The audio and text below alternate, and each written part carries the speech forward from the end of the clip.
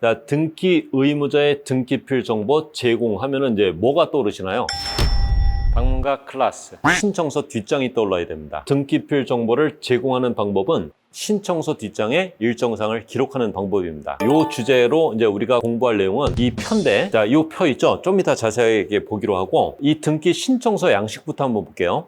자, 요 등기필 정보에 뭐 고유번호도 있고, 일련 번호도 있고, 비밀번호 50개도 들어있습니다. 일정 사항이 이제 들어있는 이 등기필 정보를 어디에 사용하느냐? 자, 보십시오. 지금 이제 이 매도인 박철수하고요. 자, 매수인 김영희하고, 자, 매매계약 체결하고, 자, 등기소 가서 이 소유권 이전 등기 신청서를 작성하고 있습니다. 자, 이제 목적 부동산을 표시하고, 이런 건물을 팔고 산다.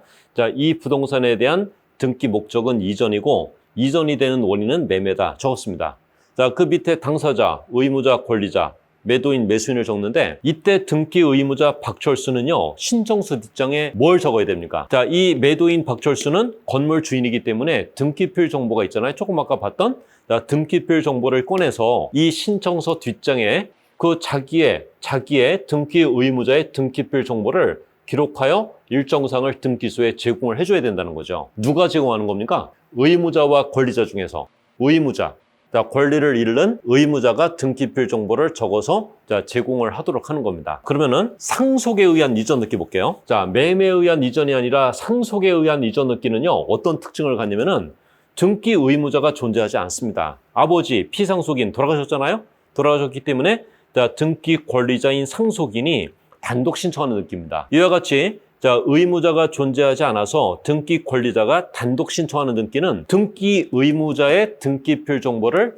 신청서 뒷장에 적어서 제공할 필요가 없죠. 그러니까 이 상속 등기는 신청서 뒷장에 등기필 정보란이 하얗게 비는 거죠. 보존 등기 하나 더 할게요. 자, 보존 등기는 요 이대백 씨가 건물을 신축한 다음에 자기 앞으로 소유권을 보존하려고 단독 신청하러 온 등기입니다. 단독 신청. 역시 등기 의무자가 없죠. 그러니까 보존 등기 신청서 뒷장에도 등기필 정보 기록하여 제공하는 란 하얗게 비어 있다는 거 이제 확인이 됩니다. 자, 요약하면은요, 등기 의무자와 권리자가 자, 공동 신청하는 등기는 자, 이 등기 의무자가 신청 정보 뒷장에 등기 의무자의 등기필 정보를 제공해야 된다. 그러나 단독 신청하는 등기, 의무자가 존재하지 않아서 자, 등기 권리자가 단독 신청하는 등기는 의무자가 존재하지 않으니까 이 신청서 뒷장에 등기 의무자의 등기필 정보를 기록하여 제공할 필요가 없다. 여기다가 하나만 더 추가할게요. 이 박철수하고 김영희가 매매계약 체결하고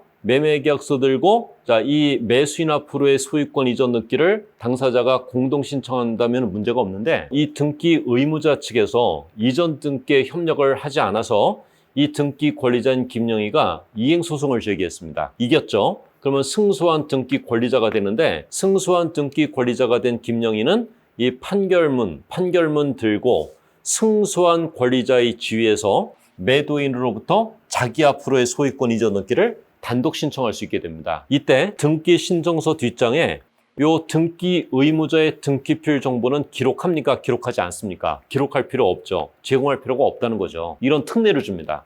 이 박철수는 오지 않았으니까 제공할 필요가 없어 이렇게 얘기합니다. 그런데 이 등기 의무자 측에서 이행소송을 제기하는 경우도 있거든요. 매수인이 등기를 안 받아가지고 그래서 등기 의무자가 이행소송을 제기하고 이깁니다. 그러면은 승소한 등기 의무자가 되는데 이 승소한 등기 의무자가 판결문 들고 자, 등기소에 혼자 왔습니다. 자, 이 승소한 등기 의무자 박철수가 등기를 신청할 때는요, 신청서 뒷장에 자기가 가지고 있는 등기 의무자의 등기필 정보 기록하는 거 문제가 없겠죠. 결론은 공동 신청하는 등기는 등기 의무자의 등기필 정보를 기록하여 제공하고 단독 신청 등기는 의무자가 없기 때문에 등기필 정보 제공할 필요가 없다. 판결에 의한 등기는 신청 주체가 누구인지 구분한다. 승소한 등기 의무자는 등기필 정보를 제공하고 승소한 등기 권리자는 등기필 정보를 제공할 필요는 없다. 여기까지. 자, 이 내용이 이 표에 들어 있습니다. 자, 등기필 정보를 제공하는 등기는 뭡니까?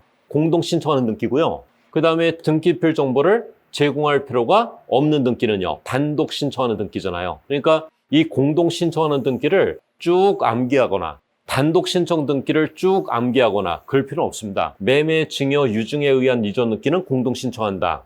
상속 합병 수용에 의한 이전 등기는 단독 신청한다. 이거는 암기하지 않아도 알 수 있는 얘기잖아. 그 다음에 이 소유권 보존 등기도 단독 신청하고, 그 다음에 건물을 1층에서 2층으로 증축했을 때 하는 부동산 변경 등기도 건물 주인이 단독 신청한다. 건물 주인의 성명이나 주소를 고치는 등기 명인의 표시 변경 등기도 이 개명한 이사를 간 건물 주인, 집주인이 혼자 단독 신청한다. 이거 알 수 있는 거거든요. 그 다음에 여기에 뭐 소유권 외의 권리, 저당권의 설정, 변경, 이전, 말소, 이거 다 둘이 가는 겁니다. 따라서 공동 신청하는 등기는 등기필 정보 제공하고 단독 신청 등기는 제공할 필요가 없다. 이렇게 굵직하게 정리를 하시고, 이 판결에 의한 등기는요, 이 승소한 의무자 박철수가 판결문 들고 단독 신청할 때는 어떻게 합니까? 제공해야죠. 그런데 승소한 권리자 김영희가 판결문 들고 단독 신청할 때는 제공할 필요가 없다. 요 두 번째 칸 추가하는 것도 여러분들이 주의를 좀 하셔야 됩니다. 자, 문제 보십시오. 등기 의무자의 등기필 정보 제공에 관한 설명으로 틀린 것은 신청서 뒷장을 물으려고 하는 거죠?